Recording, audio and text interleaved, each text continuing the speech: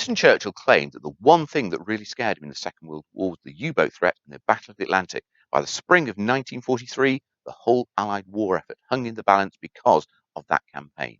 I'm John Buckley, and I teach War Studies on the War Studies degree programme here at the University of Wolverhampton, and we're going to explore some of those issues. When the Second World War broke out in 1939, elements in the German Navy had been exploring how they might re-employ their U-boats in a campaign against the British. However, the interwar period had presented a number of difficulties of how that might be achieved.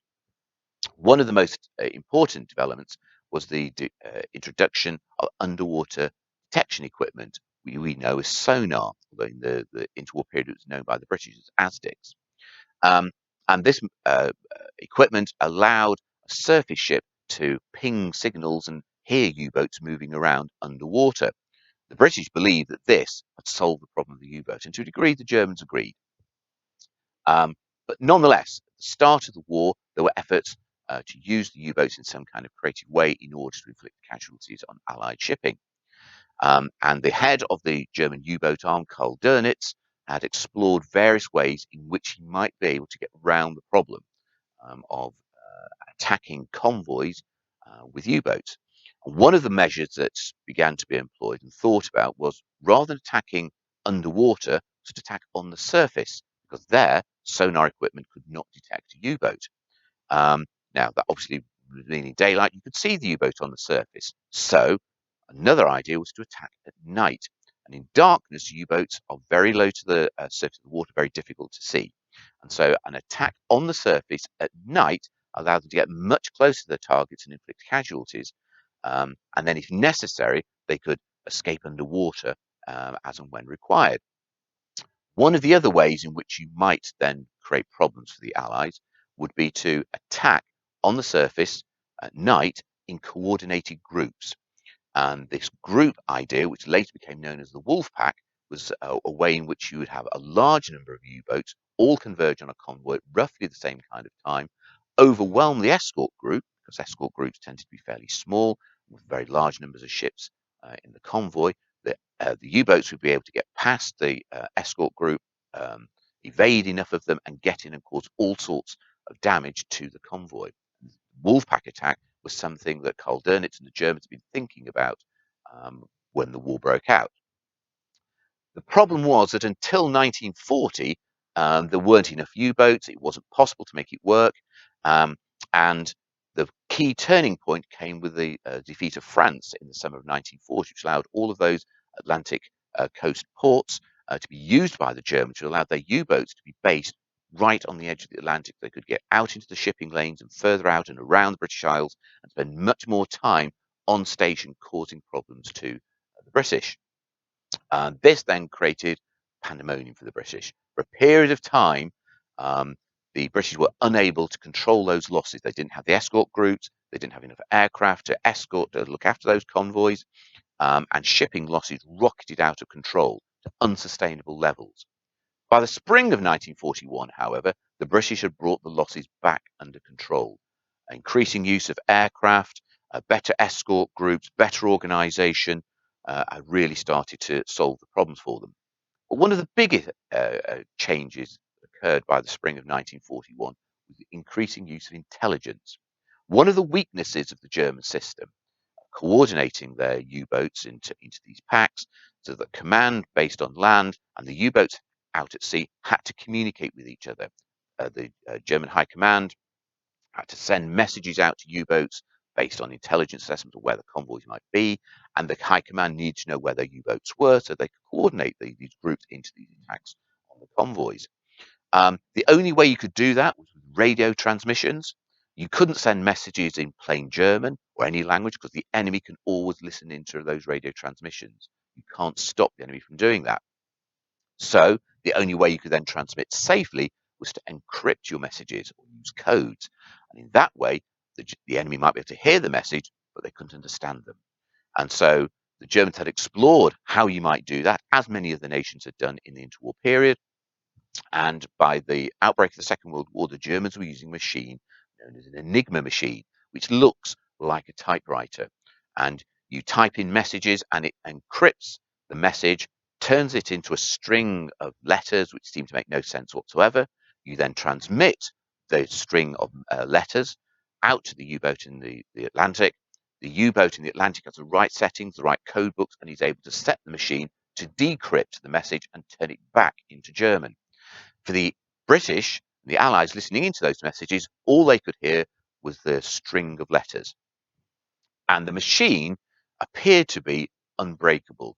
Many in the German military believed there was no way because of the trillions of possibilities and ways in which the machine encrypted things. It was all very complicated with cogs, wheels, reflectors, and a stacker board where you could scramble things even more. That there was no way the Allies would be able to break into the code, break into the Enigma machine.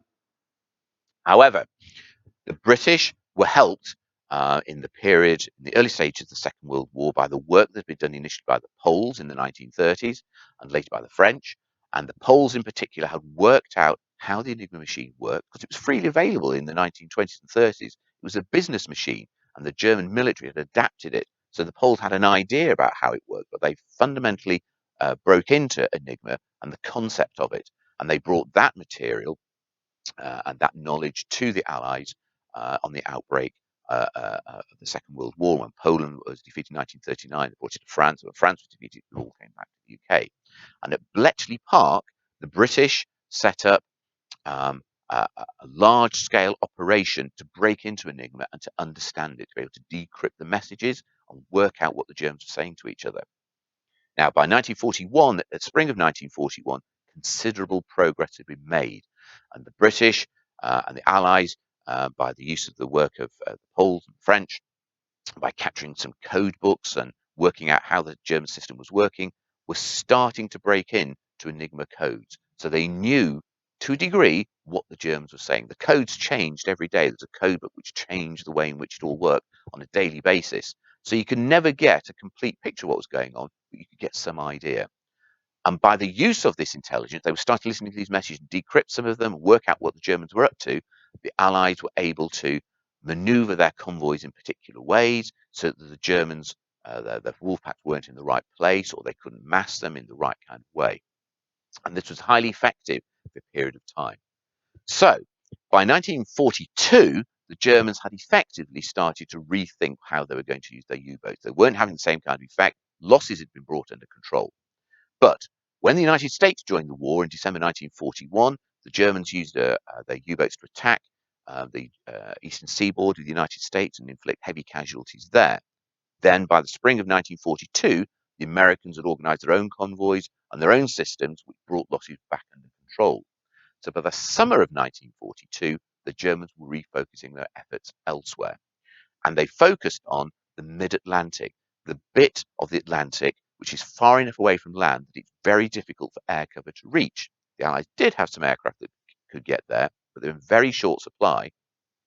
And most of the efforts in the use of air power had been devoted to other areas where they thought would have more impact on starting to sink German U-boats, which closed much closer into the British Isles and around the continent in Europe, with some credibility to this argument. But when the Germans started to concentrate in the middle of the Atlantic, far enough away from the limited amount of air cover you could get into the Atlantic, they started to have significant success. The Allied convoys started to suffer very heavy casualties. But one of the other issues that created this problem was in 1942, February 1942, the Germans, although they never really believed that Enigma had been compromised, that the Allies had broken into the codes, just in case, the Germans added an extra dimension to the Enigma machine. They added something called a fourth rotor, which wasn't a complete rotor, but it did enough to scramble things up still further, and it shut the Allies out. For most of 1942, they couldn't read any of the German naval U-boat traffic. So they didn't know what the Germans were up to with their U-boats. So they weren't able to move the convoys in the right kind of places or focus their efforts where they knew the Germans were going to be. This, alongside the lack of air cover and the increased numbers of U-boats in the middle of the Atlantic in 1942, started to cause a dramatic upturn in casualties. The heaviest Allied shipping losses in the whole of the Second World War occurred at the end of 1942, the early stages of 1943. Although Britain alone in 1940-41 had suffered considerable casualties, they were focused on just one particular area. But by 1942-43, the whole of the Atlantic was open to attack. The Germans had more U-boats, and those losses were really starting to create a problem for the Allies. The whole idea of building up forces in the UK ready for the invasion of France in 1944, which was part of the plan, was starting to be put into doubt because the Germans were causing such casualties. There was still slack in the system the Allies could call upon, but they needed to be able to get things back under control and bring those losses down. And in the spring of 1943, a series of key changes and battles took place, which shaped the outcome of the Battle of the Atlantic and brought it to an end. The first was that the British and the Allies at Bletchley Park started to break back into Enigma, the four-rotor system. So by the spring of 1943, new measures, new electromechanical computers, alongside human ingenuity, which had been part of the way in which they'd broken into Enigma in the first place, started to prove more fruitful. Captured documents also helped, and by the spring of 43, the Allies were starting to read some of the Enigma messages and to work out what the Germans were up to in order to maximize the available resources they had. The Allies also had better equipment starting to be introduced. More of their ships now had radar. Now, surface radar allowed them to spot U-boats on the surface, and the sonar or attic equipment allowed them to find the U-boats under the surface. So there was now increasingly fewer places for the German U-boats to hide. They were more and more dangerous for them to get close in on convoys. New equipment such as high-frequency direction finding equipment was being put onto ships so they could find U-boats by not necessarily understanding the messages that were being sent by U-boats, but they could hear the messages and locate them out at sea, which allowed ships at sea, by using a number of these triangulated lines, work out where U-boats were and go and attack them. They were also starting to use new equipment which allowed attacking escort vessels, when they went into an attack a U-boat, to fire more directly and forward of the ship. Most attacks on U-boats in the early stages of World War II have been depth charges dropped off the back of a ship, but that required you to go over where you thought the U-boat was when it was swimming around underwater, and so time was lost in delivering the attack. Later attacks, by 1943, they're using smaller charges which fired forward off the ship or to the side, which allowed them to attack the U-boat more effectively, more directly. The other big change was that by the spring of 1943, the Allies had increased the numbers of long-range aircraft, or very long-range aircraft, the aircraft that were available to go right into the middle of the Atlantic. By the spring of 43, there were enough of these aircraft, by converting bombers, Liberator bombers in particular, that they were able to provide air cover, continuous air cover, over the entirety of the Atlantic. Escort carriers were also being introduced as well to provide air cover, so that when a convoy came under attack, there were aircraft available to drive the U-boats away. Increasingly as well, aircraft by 1943 were able to deliver lethal attacks on U-boats. Up until 1942, aircraft acting independently had sunk only one U-boat in the entirety of the war. They were still performing that scarecrow role. By 43, that had changed, and the lethality of attacks conducted by aircraft were increasing dramatically. In terms of total U-boat losses in 1943, a third to 40% of U-boats lost were being destroyed by aircraft acting independently. So all of these measures came together, and by the late spring of 1940, a number of tumultuous and decisive convoy battles in April and May 1943, U-boat losses started to increase dramatically, shipping losses fell away, and by the summer of 1943, Dönitz had to concede that they were not going to be able to win the Battle of the Atlantic. He withdrew his U-boats in order to rethink how they might come back into the campaign. They did try later in the war, but with no great decision. Effectively, the Battle of the Atlantic was won by May and June of 1943.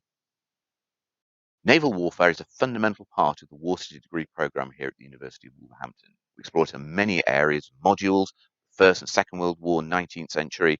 We have specialists in the area.